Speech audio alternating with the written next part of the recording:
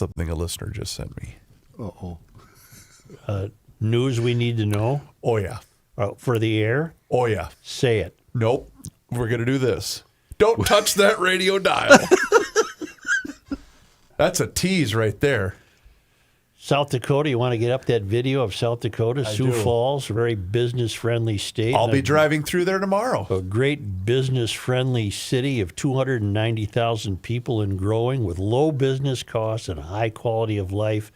And if you're thinking about starting a business, relocating your business, expanding your business, you can't stay here.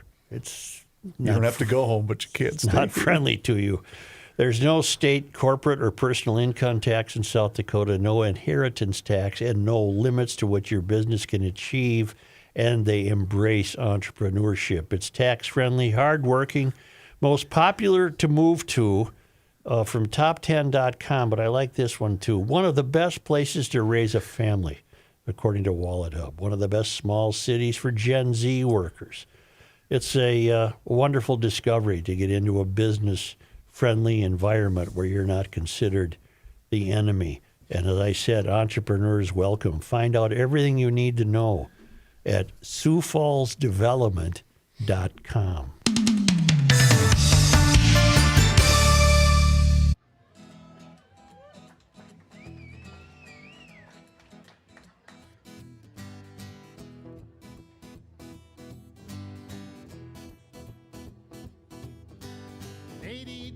I was 17, my old man was 55. If you do the math between the two of us, that's 72 years of life. An eternity, so it seemed to me. How could anything live that long? Now I say my folks were only 84 the year that they passed on. For a little while it seems you got time to choose your dreams. Pretty soon you look around and you see 100 years ain't what it used to be.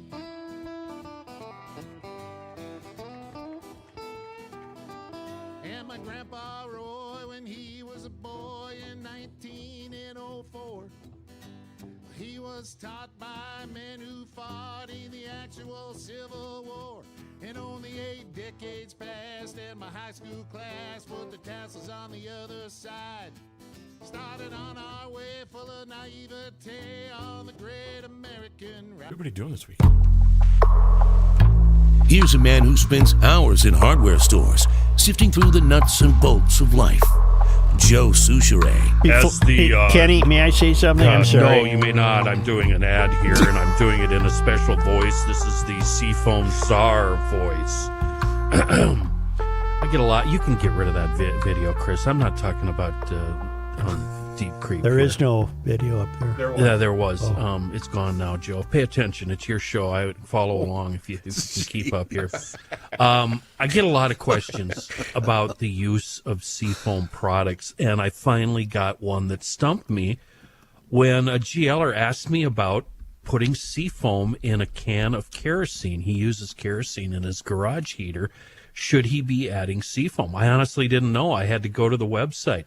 That website, seafoamworks.com, they'll answer all of your Seafoam questions, and they've covered that one.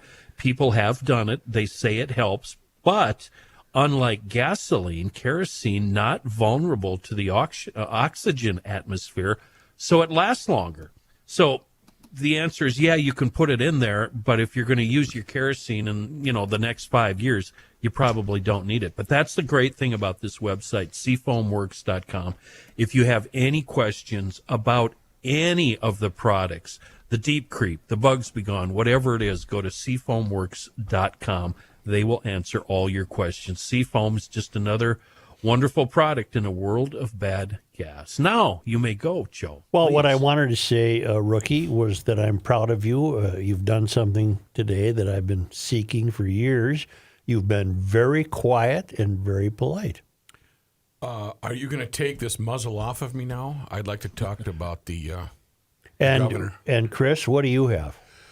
Joe, I know you wanted to avoid dear leader Governor Tim Walz. However, he was on MSNBC, I believe, this morning because multiple listeners just sent this to me within the last hour or so. He's going on a campaign now because he doesn't like to work here, but he's talking about the effects of the cuts to the Department of Education. And buckle up. You know, students like my son who depend on IDEA and individual education plans to make sure that they're treated equally and get the best possible education they can. That's a hallmark of America. I think America's great contribution to the world is our public education system. And of course, Donald Trump doesn't care. And I appreciate you showing that photo because it's so obscene that he would put a mock classroom. We all know he's never been in one. He wouldn't last for a minute. He's never done it. He's surrounded by people who know nothing about education. And they want to make this about bureaucracy and cutting. This is about children. This is about broadband access in their schools. This is about the research you were talking about, pedagogy, things that we learn. And then it's about the Civil Rights Department at the Department of Education that makes sure that we don't have a situation where a Ruby Bridges is escorted to school with police. And so we're back in an area where we can segregate. And he knows that curriculums and those decisions are made on a local basis, but they muddy the water. So look, just like your previous guest, thanks for having her on, but it's chilling. They don't care about law. They don't care about where the American public's at. And that kind of segues to why I'm getting out there. And there's a reason that these Republican Congress members aren't holding town halls, because this is so unpopular they can't defend it. But I'm going to make sure that the voices of their constituents are heard. That's enough. Here is John Haidt in his newsroom. Thank you, Joe. And this news brought to you by North American Banking Company. As we told you yesterday, State Senator Justin Eichhorn resigned his seat amid the allegations that he solicited sex from a minor. He also made an appearance in federal court yesterday in the afternoon, where he was ordered to remain in custody until a bed opens up at a halfway house. He will also only be able to see people under the age of 18, including his own children, when supervised by the court. Eichhorn arrested, as we've been reporting all week, Monday night after he allegedly arranged to meet with an undercover Bloomington Police Department officer who was posing as a 17-year-old girl. Charging documents indicate Eichhorn was familiar with industry terms when asking about rates, and he was told multiple times that the person he was trying to meet was underage. He was also charged in Hennepin County, but court records indicate the case there was dismissed because the federal charge will take precedence. Eichhorn's next appearance in federal court scheduled for Wednesday morning of next week. His attorney declined to comment yesterday. As prosecutors celebrate the conviction of former Feeding Our Future director Amy Bach as a victory for accountability, the effort to recover taxpayer money lost to the fraud continues. We talked about this. I think, Rook, you asked the question, how much money have they gotten back? Mm-hmm. Well, investigators revealed Wednesday that they've clawed back about $60 million of the nearly $250 million stole from the federal child nutrition program in 2020 and 2021. 5 Eyewitness News has learned about half of that money recovered is cash seized from bank accounts, but the remainder is tied up in property, including vehicles and real estate spread across the country and the world. That includes a nearly 6,000 square foot house in Plymouth, which Bach's co-defendant Salim Saeed purchased for $1.1 million using the federal food money. Erica McDonald is a former U.S. attorney for Minnesota, says the task of identifying and recovering the proceeds of fraud belongs to a team known as the Financial Litigation Unit, or FLU. McDonald says it's a set of individuals who use all the tools at their disposal to find every asset they can. She said she's worked with those folks in the office and they're tenacious. She says even though that's happening, there are a variety of reasons why all the money will not be recovered. Additional Feeding Our Future defendants are still scheduled to go on trial later this year.